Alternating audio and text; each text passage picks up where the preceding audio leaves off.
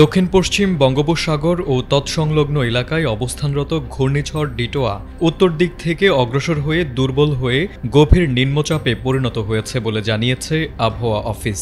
ঘূর্ণিঝড়ের এই দুর্বলতায় দেশের তাৎক্ষণিক ঝুঁকি কমে এসেছে। পাশাপাশি অধিদপ্তর জানিয়েছে এ পরিস্থিতিতে সারা দেশে রাতের তাপমাত্রা কিছুটা বাড়তে পারে, যদিও দিনের তাপমাত্রা সামান্য কমতে পারে।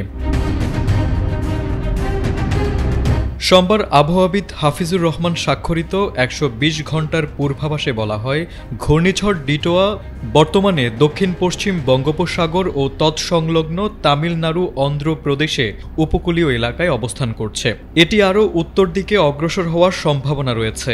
একই সঙ্গে উপমহাদেশীয় উচ্চচাপ বলয়ের বর্ধিতাংশ পশ্চিমবঙ্গ ও আশেপাশের এলাকায় অবস্থান করছে, যা বাংলাদেশের আবহাওয়ায় প্রভাব ফেলতে পারে।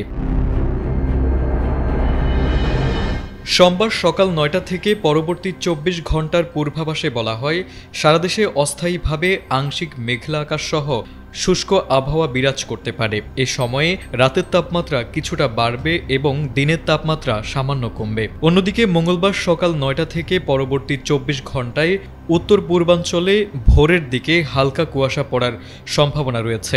রাতের তাপমাত্রা ১ থেকে ২ ডিগ্রি কমলেও দিনের তাপমাত্রা অপরিবর্তিত থাকতে পারে। বুধবার ও বৃহস্পতিবারের পূর্বাভাসে বলা হয়, অস্থায়ীভাবে আংশিক মেঘলা আকাশ সহ সারা দেশে শুষ্ক আবহাওয়া বজায় থাকবে। বুধবার রাত ও দিনের তাপমাত্রা সামান্য কমতে পারে, আর বৃহস্পতিবার ভোরে উত্তর পূর্বাঞ্চলে হালকা কুয়াশা দেখা যেতে পারে। দিনের তাপমাত্রা তেমন পরিবর্তন হবে না, যদিও রাতের তাপমাত্রা সামান্য কমার ইঙ্গিত রয়েছে।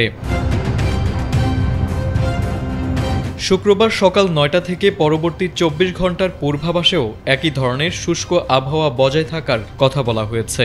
ভোরের দিকে উত্তর পূর্বাঞ্চলে কুয়াশা পড়তে পারে এবং রাত দিনের তাপমাত্রা প্রায় অপরিবর্তিত থাকবে। আবহাওয়া অধিদপ্তর জানিয়েছে, সামগ্রিকভাবে আগামী ৫ দিনে আবহাওয়ার ধরনে তেমন কোনো উল্লেখযোগ্য পরিবর্তনের সম্ভাবনা নেই। তারেক আজিজ, এটিএন বাংলা।